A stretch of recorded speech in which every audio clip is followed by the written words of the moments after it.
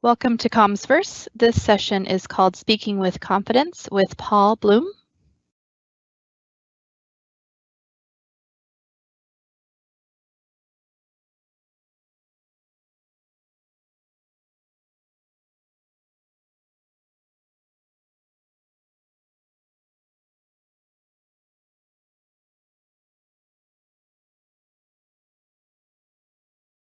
Kara, am I ready to go? You are ready to go. Good. Well, a welcome to all of you from whichever part of the planet you're joining us today. Thank you for making the time. And perhaps if you're losing some sleep over it, well, hopefully it'll be worth your while. Well, as you can see, this session is called Speaking with Confidence. And just before we get started, just a big thank you, of course, is in order for all our sponsors who've made it worth our while by putting together a session in the most unusual time. So thank you to all of them, and thank you also to all of you who've come along to participate in any way that you can. Well, just a little bit about myself. I guess my speaking experience started when I learned to talk, but that's another story. Looking a little bit more seriously at speaking with confidence and my experience. So I was a technical trainer for just over 10 years, some time ago. Another life, I guess. And when I started that role, it was really uncomfortable for me initially because as an introvert, you can imagine, a little bit shy of being in the spotlight. Needless to say, the butterflies are always there. It's about keeping them in control, isn't it? I have since then been in a number of positions where I've had to speak publicly, whether that be within the environments or constraints of technical discussions, or whether that be in executive discussions with clients or that sort of thing. So all sorts of audiences, all sorts of subjects, and so lots and lots of years of speaking. Just pointing out, though, that doesn't make me an expert in any way, shape, or form. What it does mean, though, is the coach knows how to coach, perhaps not the best player on the field. You follow what I'm saying. Very good. So I am South African, if you haven't noticed. Perhaps it's a little hard to hear with a little bit of a blended New Zealand accent. Been in New Zealand for 10 years. In South Africa, it was 10 years at a organization called Siemens, where I was a technical trainer. And I've been in New Zealand for just over 10 years now. And most of my focus has been in the UC space, Microsoft, all the days back from OCS all the way through to Teams today. And of course, for the last 7 years, I've been an MVP. So lots of speaking opportunities, lots of experience in that space, learned a lot of bad habits, gotten rid of a lot of bad habits. So bear with me. We'll see what we can cover together today. So what will we be covering? Well, firstly, I just want to point out that this is by no means an exhaustive list of every possible thing you can do right or wrong. That's not the point. That's not the intent. This is more of a technical view of our speaking capabilities, how we can improve them, perhaps even looking at breaking down some of the things we've gotten wrong, and the impact of our speaking, what impact that has on our audience, and so on. So what we will be looking at is 7 keys, really. They're interlocking keys, you could say. They're joined together, how we speak, why it matters, what sort of things to avoid, taking into account our audience, of course. How do they perceive the delivery that we're presenting? And of course, very importantly, how to improve. And then something that's a little bit unusual, I guess it's a bit of a new space, is the speaking online, how that's different. In sessions like this, where it's basically me speaking to my PC, I have no view of you, I can't hear you, and so quite a few challenges or considerations to keep in mind. Let's start firstly with our keys. So we've got these 7 keys about, we're talking about speaking clearly, about volume, pausing, modulation, enthusiasm. They're all, like I said, links in a chain. And the interesting thing is that each of these links they're connected in such a way that you cannot isolate and remove any of them. If you removed one thing, it affects the others. So for instance, if I stop gesturing altogether and stop using facial expressions, that would affect my naturalness. It would affect my enthusiasm.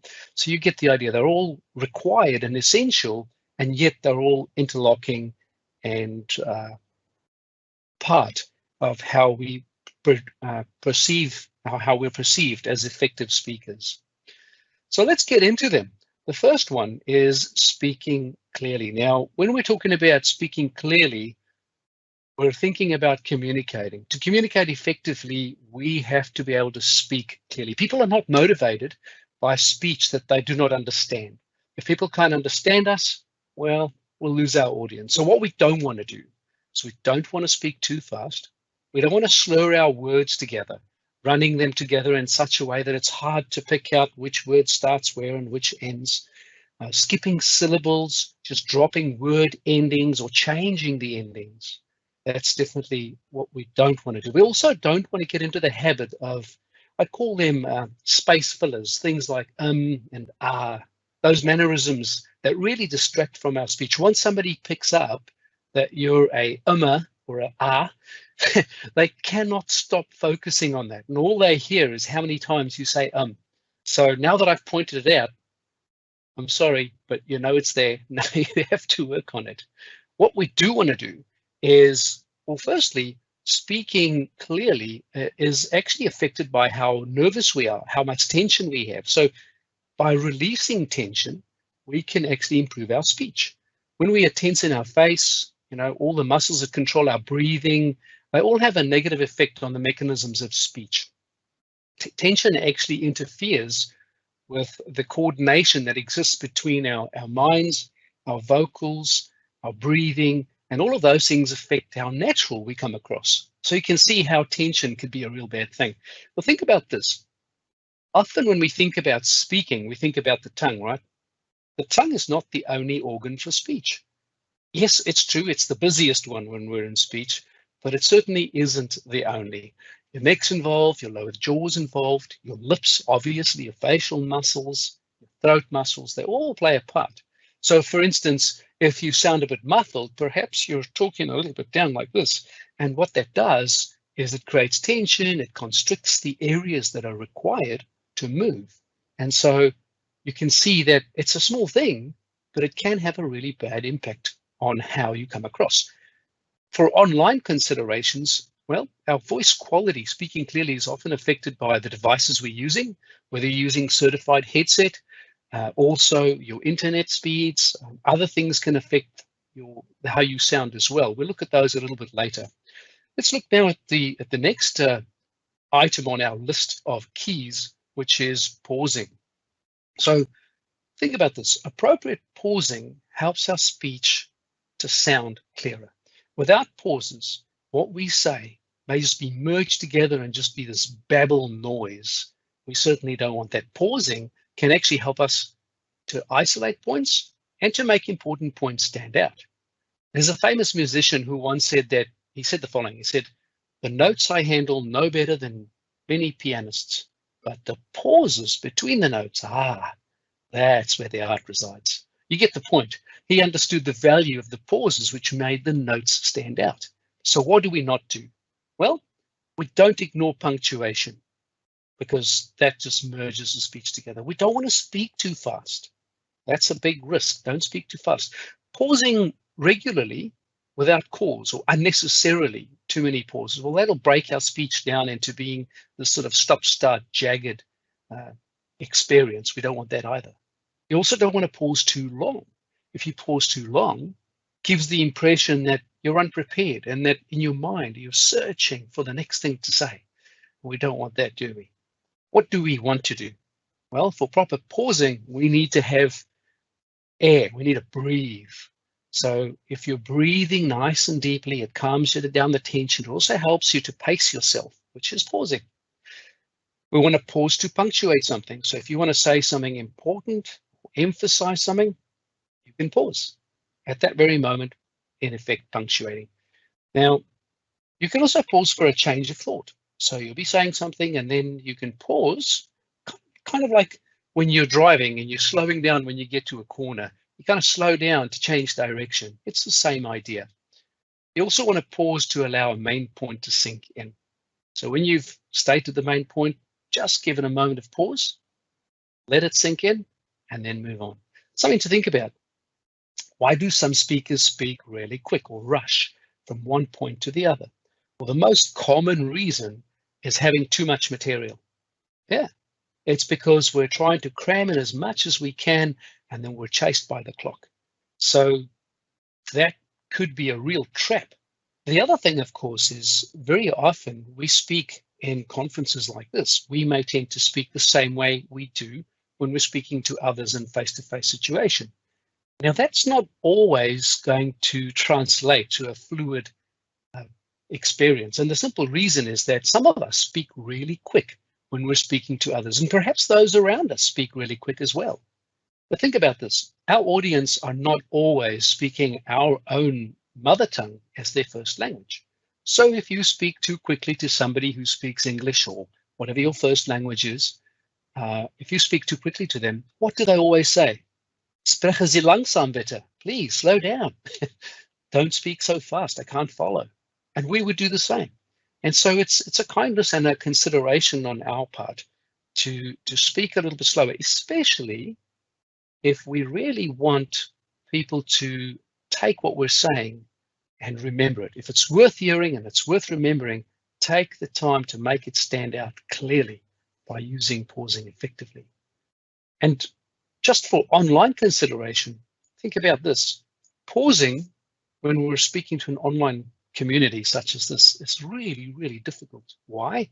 Well, I can't see you, so I can't see your reaction. I can't see if I'm going too fast. I can't see if I'm going too slow. I can't see if you're nodding off and falling asleep. And so the visual feedback is gone. And so it makes it a lot more challenging. Right, what's the next point we need to consider? Well, that would be volume as soon as my keyboard responds. There we go. Now, we're not just talking about going loud or going soft or being loud enough. That's just volume, right? We're not just talking about volume. We're talking about suitable volume, appropriate volume. So what we don't want to do is we don't want to speak with too much volume.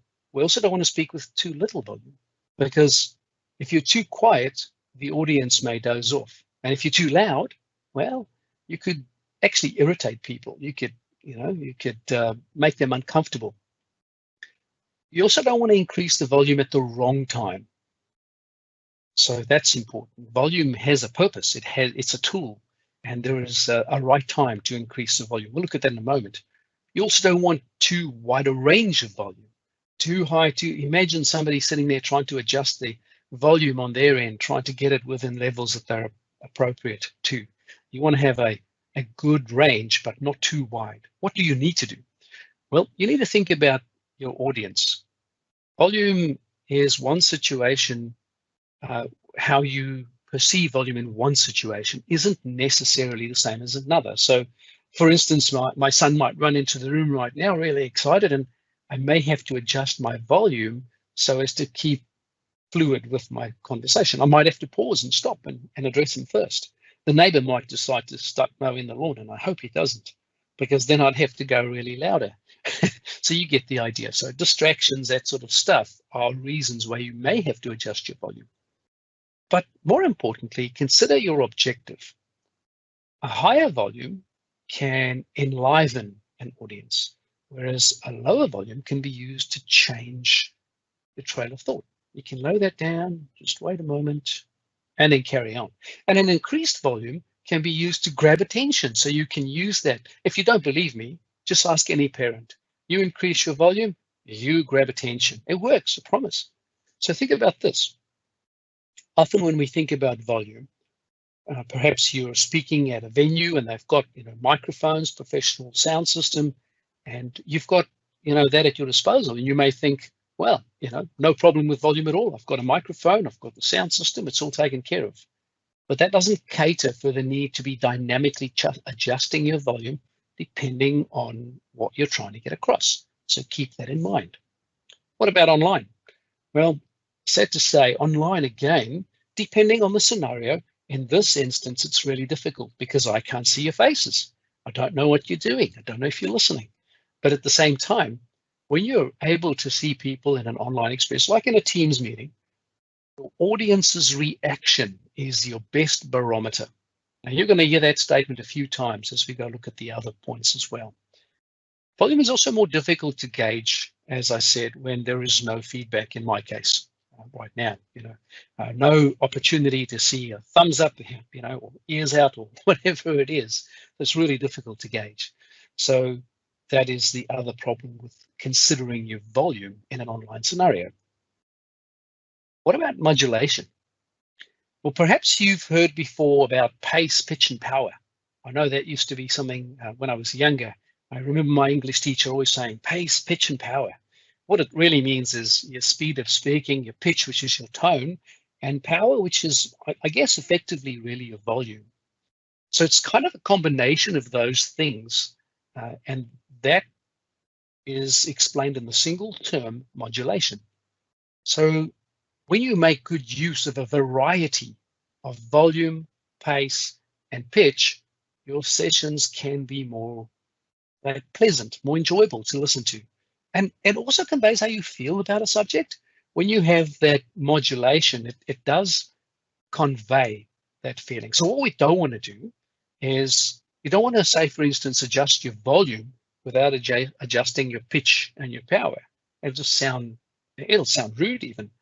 And the other thing you don't want to do is don't try to script modulation. You cannot write out a session and try to put markers in your speech and go, I need to go louder here, and it's just going to come across unnatural. So, I need to pick up my tone there and change my pitch over there, and you just can't do it. What you do want to do is change your pace, vary your pitch, and adjust your volume, but try to do so in a natural way. Think about this. It can be said that modulation is just like salt is a spice to food. Modulation is a spice to a session.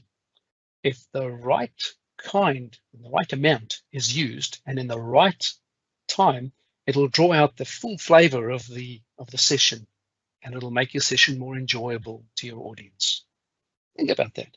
Think of sessions where perhaps you've seen no modulation, you've seen no change in pace, no change in pitch.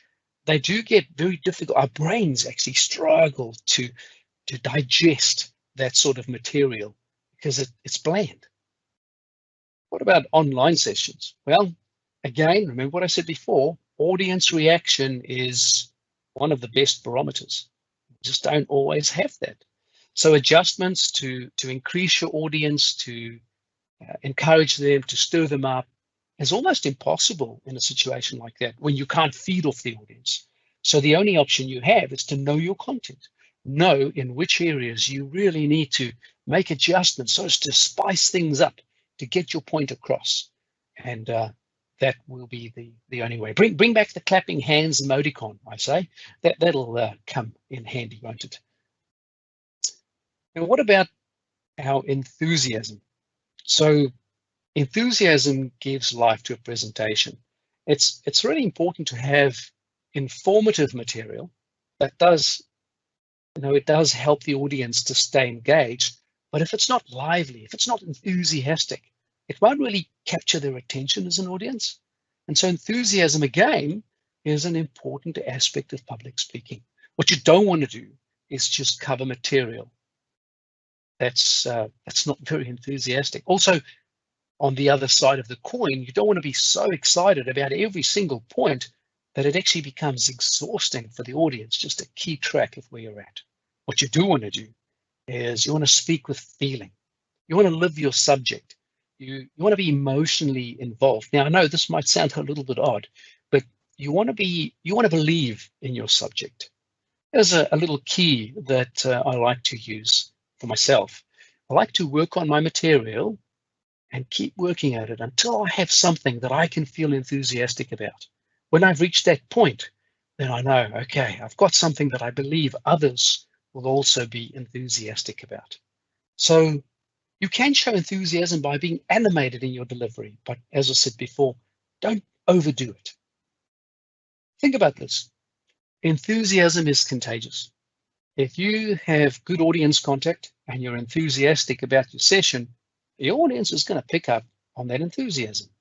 And again, online, there's a challenge. The audience is the best barometer and we can't see you.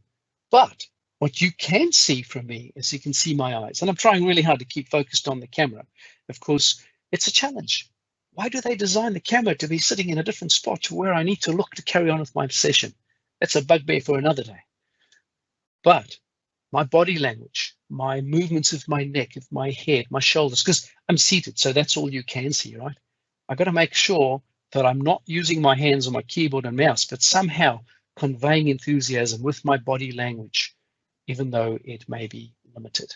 Speaking of body language, the next point is gestures and facial expressions. Now, these are really, really important. What are they? They're really the hands, shoulders, the entire body can really be used to express ideas and sentiments, even attitudes. You can see with the movement of my eyes, my mouth, positioning of my head, all of these are used to reinforce the words that I'm saying, to convey feelings. That's what they do.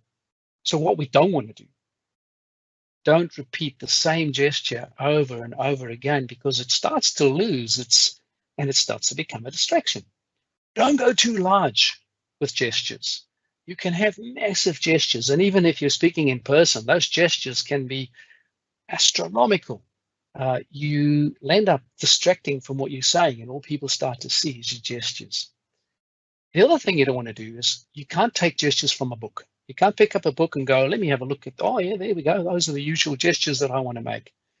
That just doesn't work like that. Gestures need to come from within. And gestures, you want them to kind of become like mannerisms. And you know you've gotten there when you're speaking on the phone and somebody can't see you and you start to gesture. Then you know you're gesturing naturally. You can't copy somebody else's gestures because that's their method. So you've got to develop your own gestures. So let them develop naturally. What you do want to do is try to have your gestures come about in a natural way. Yeah, sure, observe how other people speak. Have a look at what gestures they use and how they use them and how they emphasize what they say, perhaps tying their gestures with what they're saying at the time so you can see how they're doing that, but don't copy them. We're mostly looking at why their gestures are effective or ineffective. Also with gestures, they're not just hands, right? They're faces, they're surprise, they're joy, there's disgust, there's a smile, there's all these things that can convey our feeling, our thoughts of how we feel about our subject. So that's always something to keep in mind. Think about this. Ideas and feelings are communicated not only with our voice, but also by means of our gestures and our facial expressions. What about online? Well, gestures and facial expressions are really key to online speaking. And the reason is simple, unless, of course, you've turned your video off. And therein, you lose the ability to connect with your audience. So think of what your audience can see. Think about gestures. Are they seeing your gestures if they're down on the table? Probably not. Are they seeing your gestures if your camera's too close? Probably not. So you may be seated. Seated gestures are hands. You can't see my body language too much except for what the camera sees. So just keep that in mind when speaking online. Naturalness. Well, again, naturalness is, it's really being yourself, being conversational, being sincere. How can you be natural when you're nervous? How can you be natural when the butterflies are just flying all around in your gut and your stomach is all knots, your heart's beating at 1,000 beats per minute? Well, it's something that's learned. So to be natural is really expressing yourself in a natural way. And by doing that, what you're actually doing is you're helping the audience to appreciate or to have confidence in yourself. So being natural wins confidence, wins over people's confidence. What you don't want to do, sometimes naturalness is mistaken for carelessness. Naturalness isn't being careless. It's not poor grammar. It's not using slang. It's not about being overly informal or overly formal, even for that matter. Naturalness is simply being natural, coming across in a way where people go, yeah, okay, that's the way he always speaks. You know, that's kind of natural. And in this setting, I can see he's addressing an audience, or she for that matter. Don't memorize your outline. If you memorize your outline, you're setting yourself up for failure. When we speak, and if you don't believe me, turn on the captions, go and grab some captions off a session that you've done before or listen to, and you'll see that the written word is not the same as the spoken word. We speak differently to the way we write. So memorizing your outline is going to give you a very rigid, unnatural vibe. Don't read your slides. I'll say that again. Don't read your slides. That's really not, everyone can read, and it's actually not a very good way to present material, because I'd rather just grab a copy of the slides and go read them in my own time. Thank you very much. What should we do? Well, speak as you do in conversation, but don't be overly casual. Be friendly. Show an interest in others. You can do so by, inviting them to make comments. And by the way, for that matter, I'd like to invite you, if you have any questions, you've got the Q&A, so don't forget, it's there. So invite questions and comments and so on. And even when you're working off an outline, I'm working off an outline. Of course I am. I haven't got all this stuff just magically ordered in my mind. I don't have that photographic memory, but your notes should be just bullet points, nothing more. Maybe bullet points, simple ideas. Don't use exact wording, because that will again make you sound rigid and unnatural. And of course, tying this back to our previous point, our naturalness has to include gestures naturally. What about online? Well, online, eye contact is based on where my camera is and where I'm looking. And so that can sometimes cause a problem. Also, you will find that sometimes the camera clips someone's head, or we've got what I like to call the nostril cam, with the camera looking up the nostrils. Not ideal. There also are those cases where people lean right into the camera, and that can distract. Sometimes folks are nervous, or they're typing away on a desk and the desk is less stable and the camera shakes. You can be as natural as you like, but if the table is shaking and the camera is a bit wobbly, well, you've just actually lost all of that because of the experience of the onlooker, of the observer. And of course, my personal pet peeve is taking the audience for a walk. Don't take your audience for a walk. We get motion sick. Sit still, sit tight, and pay attention during the meeting, and we'll all feel as if you really care and are paying attention. Right, so we've looked at those 7 keys. What I'd like to do now is just call out, from a speaker's view, specifically the challenges of speaking online. We know that it's very difficult to fire up an audience when you're in an online session. Right now, you could be raving with applause. I don't know. You could be booing me right now. I don't know. So it's really, really difficult to get an audience fired up, spirited, and to get some really lively feedback. And that means that I can't adjust my presentation on the fly. I've just got to go with it. So really, really challenging, isn't it? The same with Q&A. I can't do a question and answer the way I would in person. I can't make eye contact with individuals, looking for those friendly faces for feedback. I can't ask for a show of hands. If I did, it's not just not the same, is it? And also think about what we spoke about with the experience of those who are looking. What are they seeing when they're looking into the camera?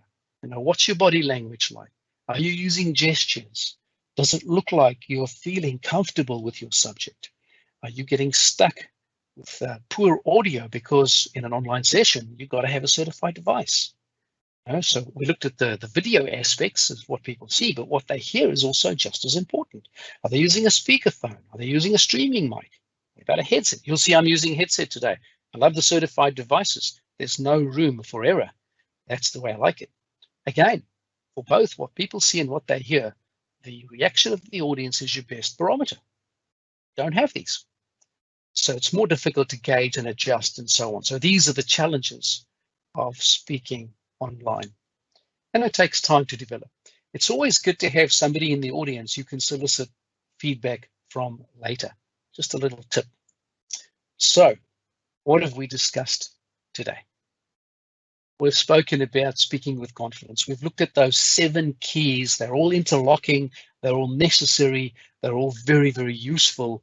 When you get them right, and you don't have to get them perfect, there's much room for us to have variety. One person will be a lot more spirited than another. One person will have more gestures than another. But when you put them all together, they're the building blocks of speaking with confidence. Take a deep, honest look at how you come across in an online session. How can you do that? Well, a good tip that I like to use is record. Record yourself in your practice sessions.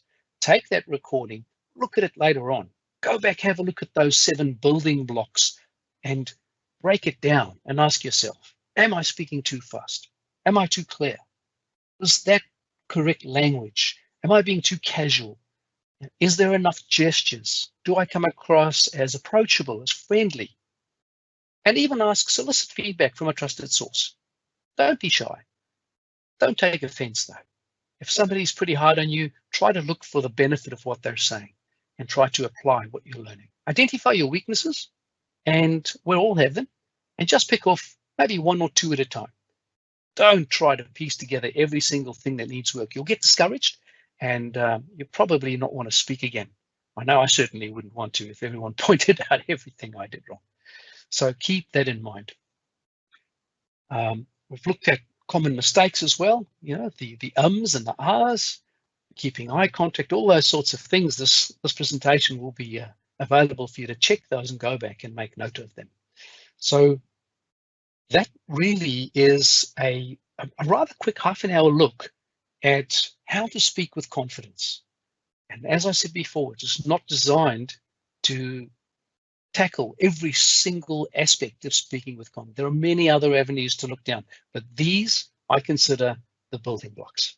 So thank you very much for your time. I hope that you can find the session to be of some importance to you, perhaps even just one item that you can learn and apply and improve your speaking. I wish you well in improving your speaking. So I'd like to give you the opportunity now to click over to the question and answers, and if you do have any, I'm all ears and happy to take those.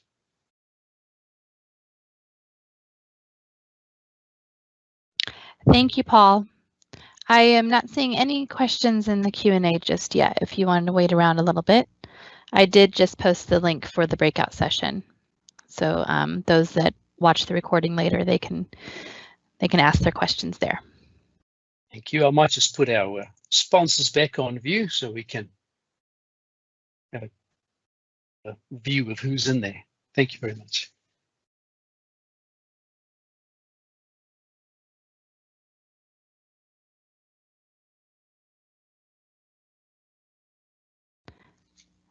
Okay, well, if there aren't any other questions, then I will go ahead and end this meeting. Thank you for those of you that joined us today, and thanks again, Paul.